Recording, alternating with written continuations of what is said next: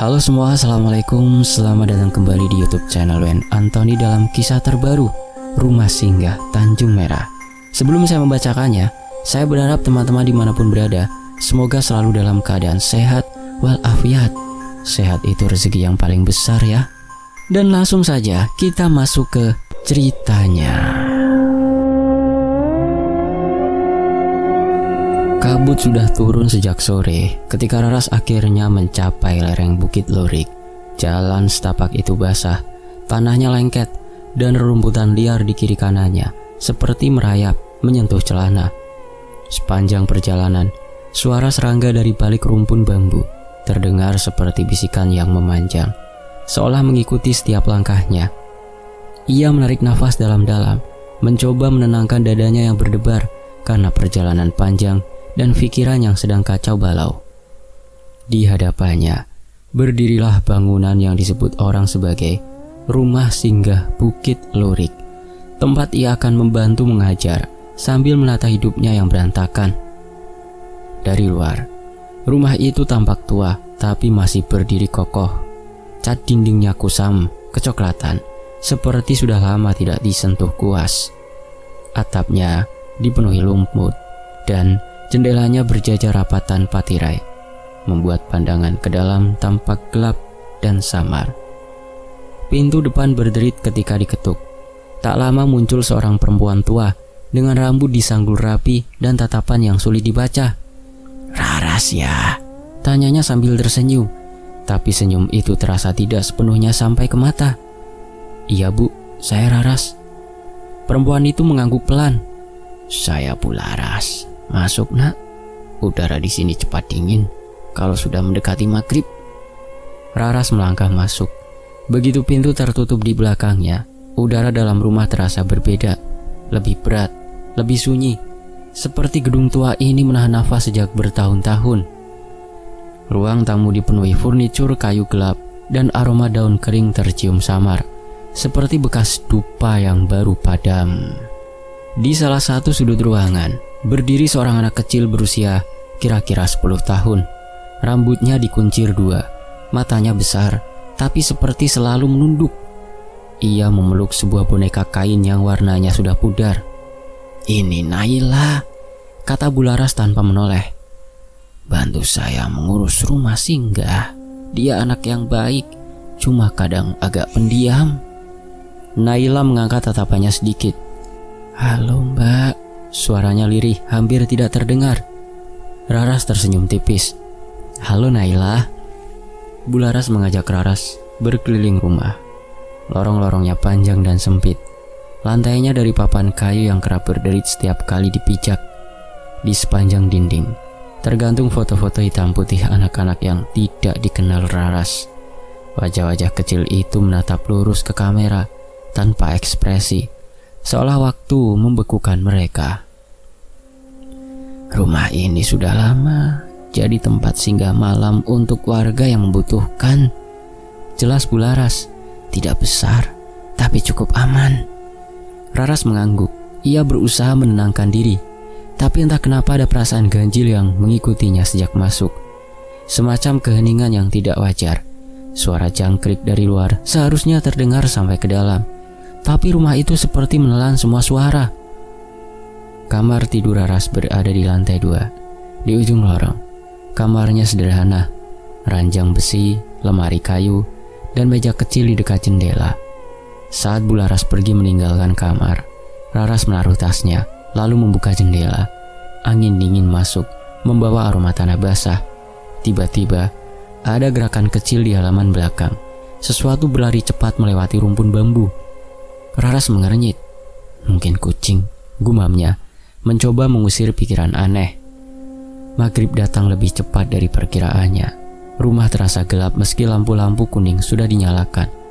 Bayangannya memanjang di dinding, bergoyang pelan seperti sedang bernafas. Saat makan malam, Bularas menatap 3 piring di atas meja besar. Raras memperhatikan. "Bu, kita hari ini bertiga saja kan? Kenapa piringnya..." Bularas berhenti sejenak sebelum menjawab. "Sudah kebiasaan di rumah ini. Piring selalu disiapkan segini, jam berapapun makan malamnya. Nada suaranya datar, seolah tidak ingin ditanya lebih jauh.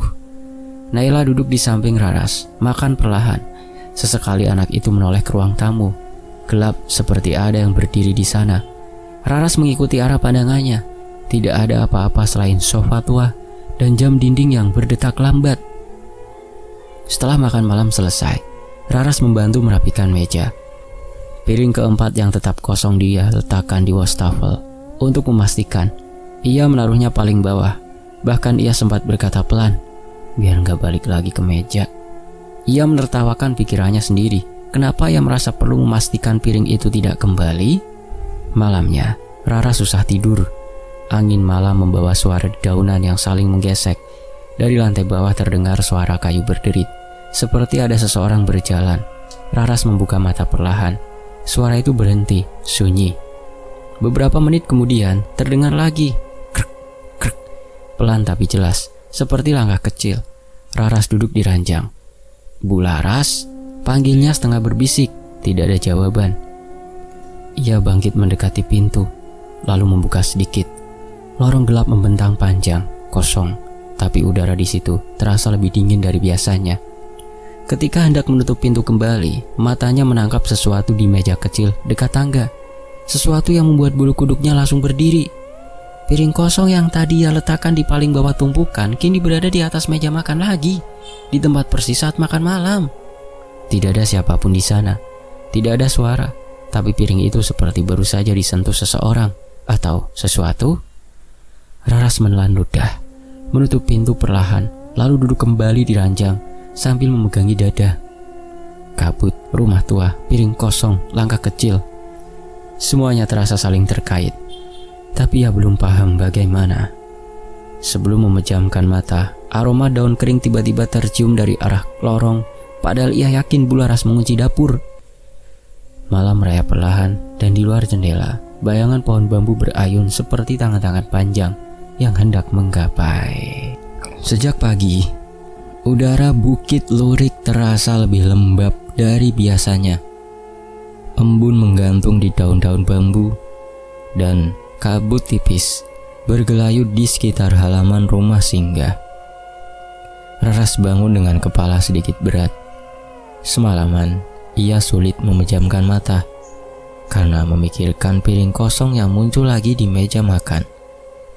Ia mencoba meyakinkan diri bahwa itu hanya ulah Bu Laras atau Naila. Mungkin mereka lupa membereskan sebelum tidur. Namun entah kenapa, ada sudut hatinya yang menolak penjelasan sederhana itu.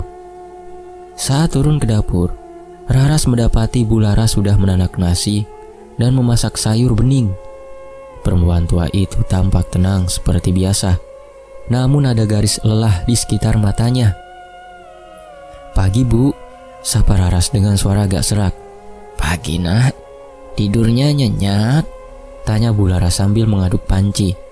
"Lumayan," jawab Raras singkat, tidak ingin menjelaskan terlalu rinci. Bu Laras hanya mengangguk pelan. Di meja makan, Naila sudah duduk sambil memeluk boneka kainnya. Anak itu tampak lebih pucat daripada kemarin. Pandangannya kosong mengarah pada piring yang masih terbalik. "Naila, kamu gak apa-apa?" tanya Raras sambil duduk. Anak itu menoleh pelan. "Gak apa-apa, Mbak. Cuma semalam ada yang jalan-jalan." Raras membungkus jenak. "Hah? Siapa?" Naila menggigit bibirnya sebelum menjawab. "Bukan orang asrama." Untuk sesaat, Raras tidak tahu harus merespons apa. Suasana sarapan itu semakin aneh. Ketika Bu Laras menaruh 3 piring makan, padahal yang akan makan hanya aku dan Naila. Yang satu buat siapa? Tanpa banyak bicara, Bu Laras menatap piring-piring itu lalu memperhatikan posisinya dengan teliti, seolah sedang mengatur letak yang tidak bisa sembarangan. "Mbak Raras," kata Bu Laras tiba-tiba, "di rumah ini ada beberapa aturan. Tidak berat, tapi sebaiknya diikuti." Raras mengangguk sopan. "Aturan seperti apa, Bu?" "Yang paling penting, piring makan harus ditaruh menghadap pintu setiap malam. Jangan dibalik. jangan dibuang. Dan jangan diubah posisinya tanpa izin saya. Dek, Raras mengangkat alis. Bingung namun mencoba tetap sopan. Kenapa gitu, Bu? Sudah dari dulu begitu. Lebih baik jangan ditanya. Kenapa semalam kamu membereskannya? Jawab Bularas datar. Sejenak kesunyian menggantung di meja makan.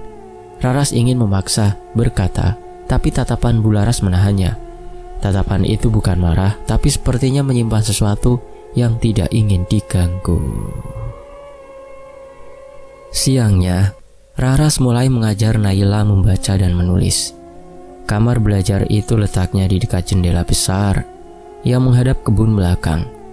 Saat Raras membaca cerita sederhana, Naila beberapa kali melirik sudut ruangan, terutama area dekat lemari tua yang selalu terkunci. Naila, kenapa sering lihat ke sana? Tanya Raras akhirnya. Anak itu mengecup bibirnya ragu-ragu. Kadang ada yang berdiri di situ. Ada siapa? Bularas. Naila menggeleng pelan. Bukan, Mbak. Sosok kecil. Dia gak suka kalau lemari itu dibuka. Suasana mendadak berubah dingin. Raras menarik nafas perlahan. Kamu sering lihat? Sering, jawab Naila. Tapi Mbak jangan takut. Dia cuma lihat. Kalau malam, baru dia jalan. Raras merasakan bulu kuduknya berdiri.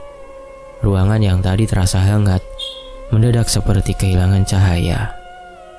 Untuk mengalihkan suasana, Raras mengajak Naila pergi ke halaman belakang. Hembusan angin membawa suara bambu bergesek, menciptakan alunan lirih yang mengingatkan Raras pada suara-suara semalam. Di dekat sumur tua, Naila berhenti mendadak. Jangan dekat sumur itu, Mbak, katanya cepat. Kenapa? Anak kecil itu suka duduk di bibir sumur, kadang ngajak main. Tapi kalau jawab, nanti dia ikut. Raras menelan ludah. Ia tidak berani menanyakan maksud ikut itu. Menjelang sore, Bularas pulang dari pasar. Perempuan tua itu masuk rumah tanpa banyak bicara, lalu langsung menuju dapur sambil membawa tas kain besar berisi bahan makanan. Ia tampak gelisah, jauh lebih tegang dibanding pagi tadi. Bu, ada yang bisa saya bantu? Tanya Raras. Tidak perlu, kamu bantu periksa Naila saja. Dia tadi kelihatan pucat. Raras mengangguk. Bularas menurunkan suaranya. Kalau malam nanti kamu dengar suara langkah kecil, jangan dibuka pintunya. Itu bukan anak manusia. Nada suaranya begitu lugas hingga membuat jantung Raras serasa bagai benang tertarik. Ia hanya bisa mengangguk, tidak berani bertanya. Saat sore beranjak malam, rumah singgah kembali tenggelam dalam keheningan yang terlalu pekat. Lampu-lampu menyala, tapi tetap saja suasana seperti diselimuti sesuatu yang tak terlihat. Raras membantu menata meja makan. Ketika ia hendak mengambil piring dari lemari, tangan Bularas menahan pergelangannya. Biarkan saya yang mengatur posisi piring. Tanpa dijelaskan tanpa alasan, Raras hanya mengangguk. Ketika makan malam selesai, Raras membereskan meja. Piring ketiga yang kosong tetap dibiarkan di tempatnya, menghadap pintu ruang tamu. Raras sempat menyentuh ujung piring itu, rasanya dingin, seperti baru saja dikeluarkan dari air. Mbak Raras, suara Naila muncul tiba-tiba. Kalau malam ada yang panggil, jangan jawab ya. Raras menatap anak itu. Panggilan dari mana?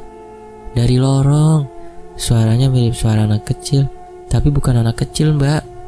Kalau nggak dijawab, ya dia pergi, jawab Naila. Kalau dijawab, Naila menunduk dalam. Suaranya turun menjadi bisikan. Dia masuk dan akan ikut.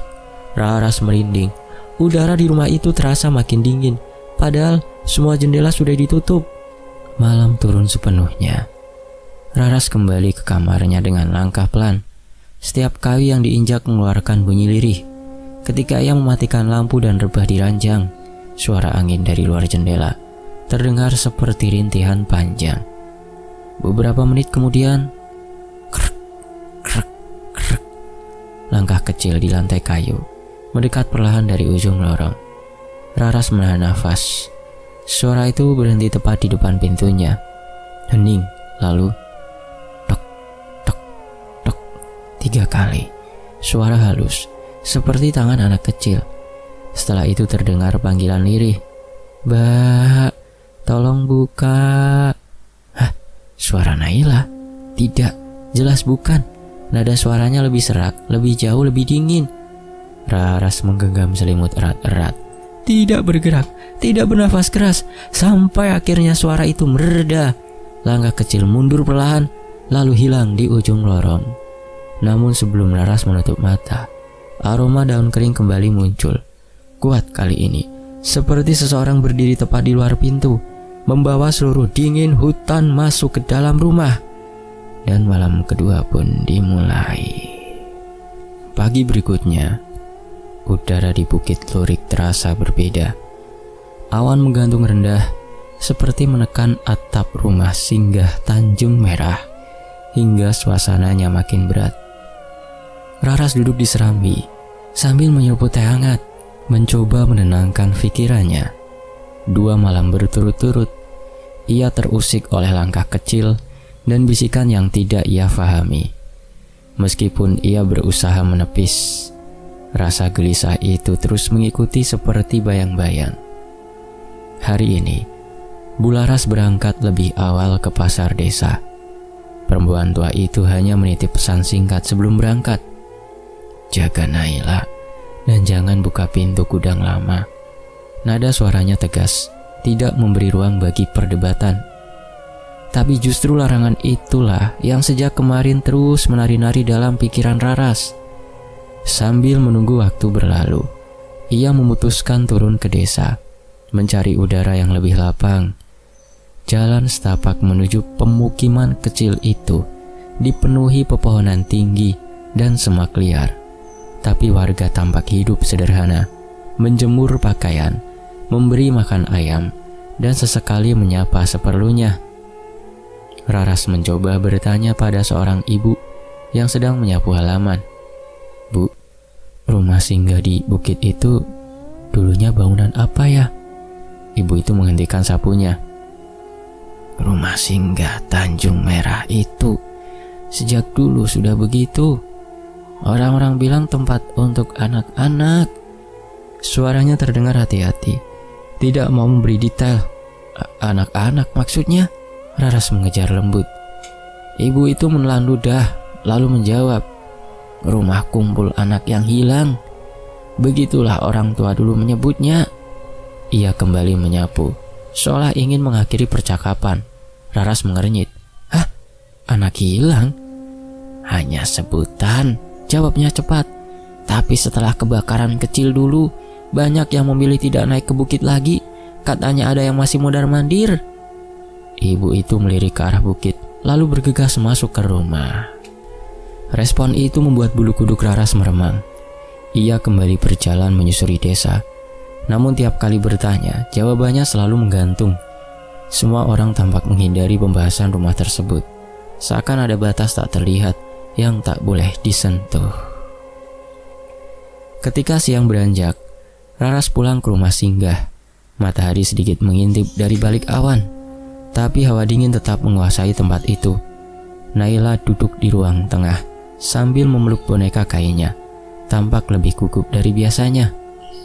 "Mbak, jangan jalan ke bagian belakang ya," ujarnya pelan. Raras duduk mendekat. "Kenapa?" Naila menggeleng kecil, jemarinya meremas boneka itu. "Tadi ada yang bisik-bisik dari gudang lama. Suaranya bukan suara orang rumah." Raras tercekat. "Kamu dengar sendiri?" Anak itu mengangguk, wajahnya pucat. "Jangan buka Mbak, dia gak suka kalau kita lihat." Kalimat itu membuat jantung Raras berdegup lebih keras. Tapi rasa penasarannya juga semakin menguat. Gudang lama itu memang selalu terkunci dengan gembok tua yang terlihat seperti jarang disentuh. Posisinya di ujung lorong belakang, tempat yang selalu lebih gelap dibanding bagian sudut rumah lain. Saat Naila pergi tidur siang, Raras berdiri di depan pintu gudang, bukan untuk masuk, hanya untuk melihat. Namun ketika ia mendekat, terdengar seperti helaan nafas panjang dari dalam, padahal pintunya tertutup rapat. Siapa di dalam? Tanya Raras pelan. Tidak ada jawaban, hanya suara halus seperti kertas yang bergesek atau rak kayu yang dipindahkan. Dengan tubuh sedikit gemetar, Raras menunduk, mengintip melalui celah sempit di bawah pintu. Cahaya di dalam ruangan itu redup, namun ia bisa melihat rak-rak kayu yang berjajar. Sebagian besar penuh piring retak, piring tua dengan pola yang seragam. Lingkaran hitam di tengahnya, jumlahnya banyak, terlalu banyak untuk ukuran rumah kecil seperti ini. Di meja kayu paling ujung, ada foto lama. Gambar itu kabur, tapi cukup jelas untuk membuat Raras terdiam. Sekelompok anak kecil berdiri berdempetan, wajah mereka tanpa ekspresi. Di belakang mereka, seorang perempuan renta berdiri membungkuk, matanya menatap kamera dengan sorot aneh, tajam tapi kosong. Perempuan itu tidak mirip Bu Laras, tidak pula mirip siapapun yang pernah Raras temui di desa. Ketika Raras hendak mundur dari pintu, suara dari dalam ruangan berubah. Bisikan samar, terlalu cepat untuk difahami, tapi nadanya seperti keluhan panjang. Nafas Raras tercekat. Ia mundur 2 langkah sebelum akhirnya berlari kecil kembali ke ruang tengah. Naila berdiri di sana, wajahnya ketakutan. Mbak buka pintunya ya? Naila ketakutan. Cuma lihat sedikit Naila, jawab Raras. Naila menggeleng keras. Jangan lihat, dia gak suka dilihat. Kalimat itu terasa seperti ancaman yang bukan berasal dari mulut anak kecil. Malam turun pelan-pelan, langit gelap tanpa bulan, membuat rumah singgah Tanjung Merah seolah melayang dalam kabut. Raras mencoba membaca buku untuk mengalihkan pikiran, tapi suara-suara halus dari lorong terus muncul. Derit kayu, langkah kecil, dan sesekali desahan yang tidak bisa ia jelaskan. Ketika jarum jam mendekati tengah malam, suara itu semakin dekat. Krek, krek. Langkah kecil yang sudah sangat ia kenali.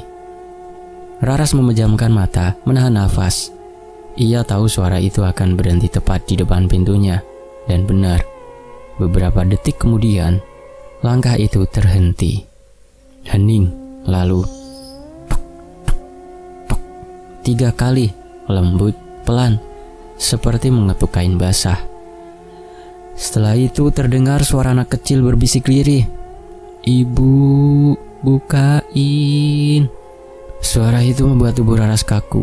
Malam ini, kata ibu diucapkan dengan nada panjang, seperti seseorang yang sudah lama menunggu pintu dibuka. Raras memeluk selimut erat-erat, tidak berani menjawab. Bisikan itu perlahan hilang, namun hawa dingin tertinggal lama di lorong. Raras menegakkan tubuh, berusaha mengatur nafas. Ia mencoba menarik tirai jendela samping tempat tidurnya untuk mengecek keluar. Dan saat itulah ia melihatnya. Sosok perempuan tua membungkuk, berdiri di luar jendelanya. Wajahnya keriput, matanya gelap, dan kedua tangannya menempel di kaca. Rambutnya berantakan, seperti terseret angin. Yang membuat jantung Raras hampir berhenti adalah rumah singgah Tanjung Merah tidak memiliki balkon. Tidak ada tempat untuk perempuan itu berdiri. Namun ia berdiri di sana, menatap lurus ke arah Raras, diam, tak bergerak. Dan jendela itu perlahan berembun dari arah luar, seolah sosok itu bernafas sangat dekat pada kaca. Sejak malam ketika ketukan 3 kali itu menggema di depan pintunya, hari-hari Raras rasanya seperti berjalan di antara 2 dunia. Satu yang terlihat, dan satu lagi yang mengintai dari balik sela-sela rumah singgah tua itu. Tidurnya makin tipis. Lampu kamar yang biasanya mampu membuatnya merasa aman, kini terasa seperti tungku kecil yang diserbu gelap dari segala arah. Suara langkah kaki kecil itu, yang setiap malam terdengar seperti meniti Upin satu persatu, terasa semakin dekat keranjangnya. Kadang berhenti tepat di sisi kasur, seperti sosok itu sedang jongkok dan memperhatikan wajahnya. Ia pernah mencoba pura-pura tidur, berharap keheningan membuat suara itu hilang. Tapi justru sebaliknya, langkah itu berhenti, digantikan hembusan nafas kecil, lirih, seolah seseorang berdiri sangat dekat. Itu membuat bulu kuduknya tegak hingga ketengkuk. Pagi harinya, piring-piring di meja makan selalu berubah posisi tanpa alasan. Kadang tersusun rapi, kadang miring saling bertumpuk. Seakan ada yang bermain-main dengannya, dimainkan oleh sosok yang tak kasat mata. Padahal semalam Bularas sudah memastikan semua peralatan ditaruh kembali ke rak. Raras berusaha menertawakan kejadian itu di depan Naila.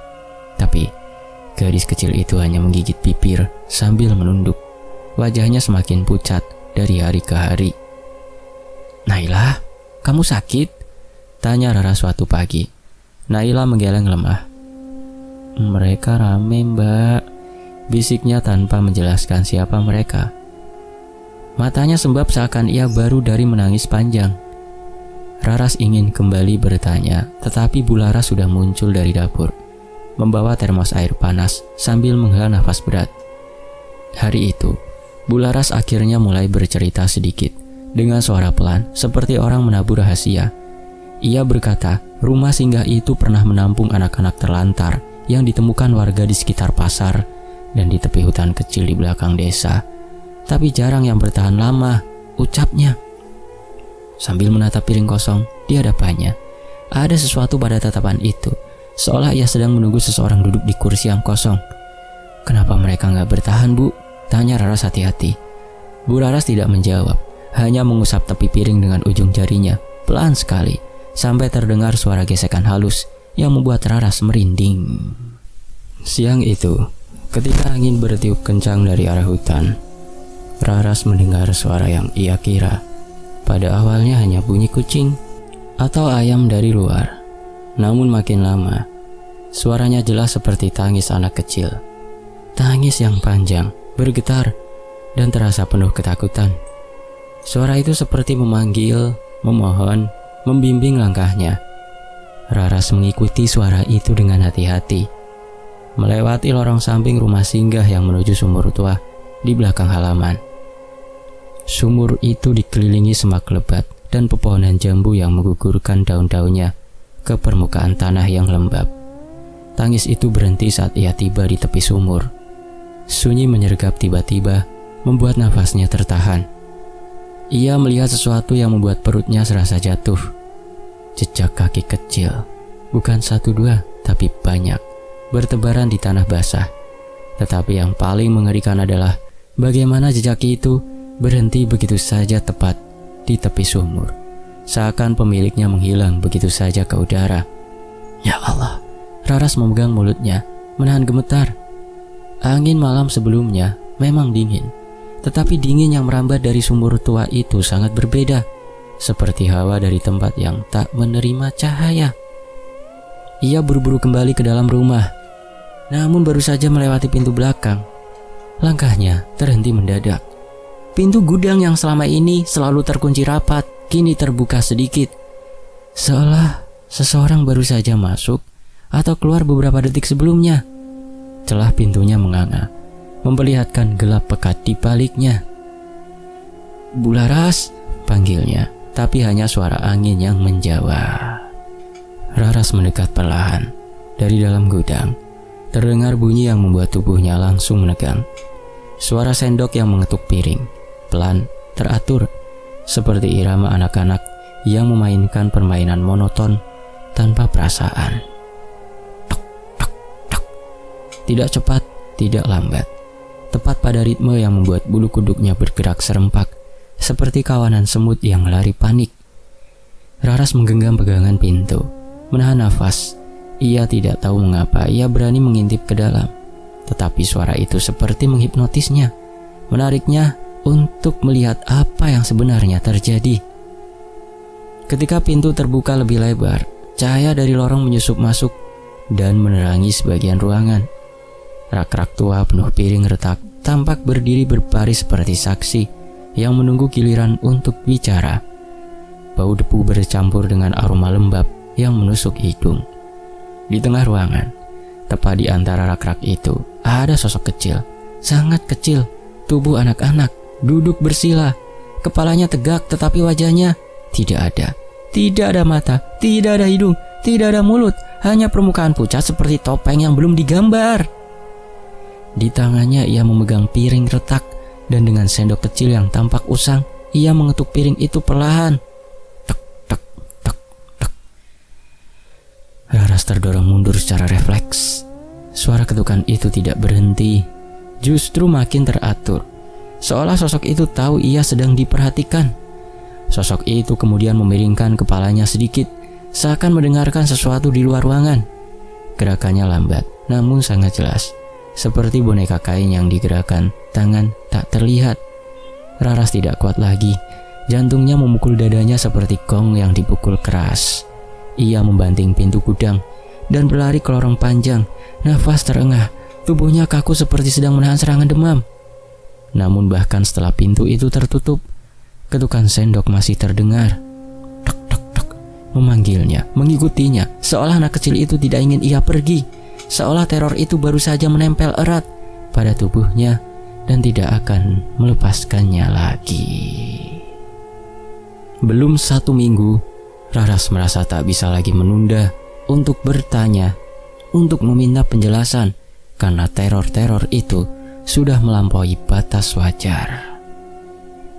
"Bu, saya butuh penjelasan yang lengkap," ujar Raras, suaranya serak. "Tolong jangan tutupi lagi apapun, tolong Bu."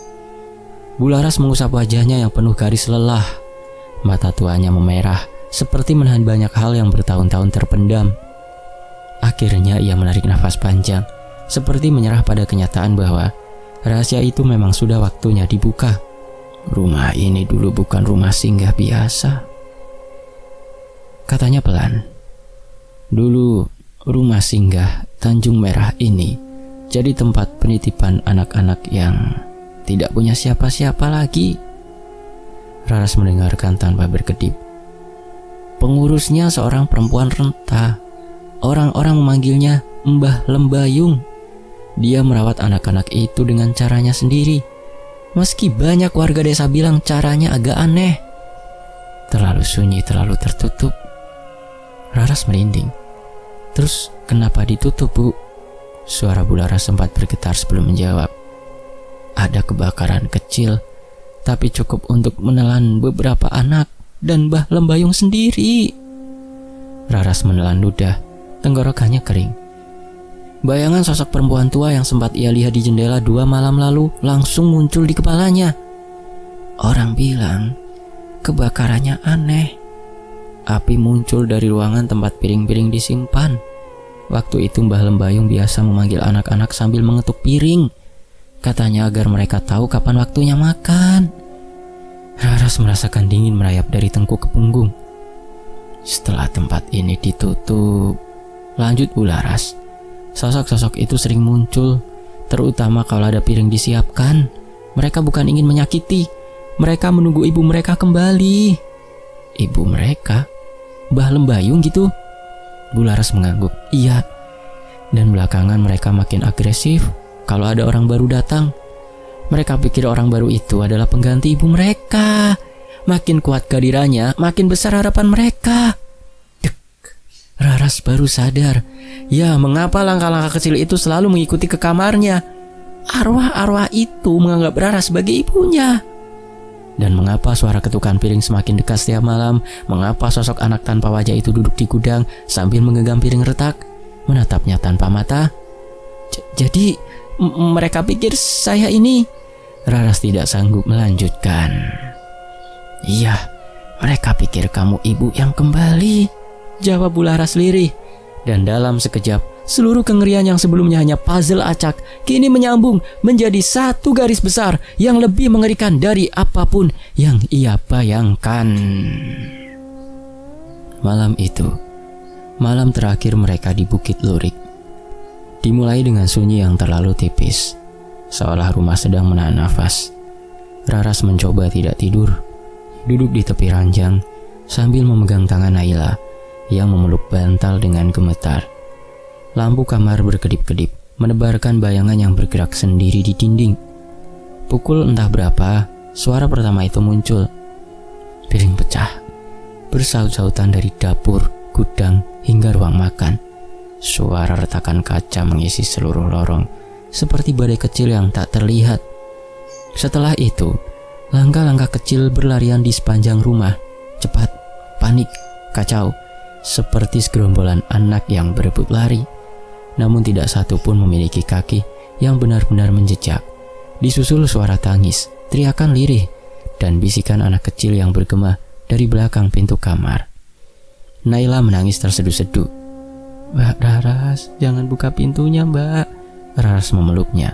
"Ayo kita keluar sekarang, Naila." Ketika mereka membuka pintu kamar, lorong sudah gelap seperti sumur. Cahaya lampu yang pecah berkilatan di lantai. Di ujung lorong, siluet perempuan tua berdiri membungkuk. Kepalanya tidak diangkat, rambutnya gosong dan menggantung seperti benang-benang terbakar. Api kecil seperti sisa bara menari di ujung kainnya. Raras tahu, tanpa perlu diberitahu, siapa sosok itu. Mbah Lembayung. Perempuan renta yang tidak pernah keluar dari rumah ini dalam keadaan hidup. Ia mendekat, langkahnya terseret pelan. Setiap langkah membuat lantai berderit panjang, dan ketika ia mengangkat wajahnya, kulit mukanya hangus, tetapi matanya kosong. Dua cekungan gelap yang seperti ingin menelan apapun di depannya. "Ibu!" Suara itu muncul, parau, seperti dua suara yang tumpang tindih. Raras mundur sambil menarik Naila. "Aku bukan ibu kalian. Maaf, aku bukan ibu kalian." Namun sosok itu terus mendekat. Tubuhnya gemetar tidak stabil, seakan disentuhkan ke dunia ini dengan paksa.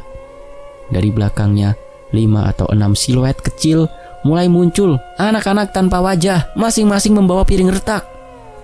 Raras memaksa diri untuk tetap waras. Ia menarik tangan Naila, berlari sekuat tenaga menuju dapur.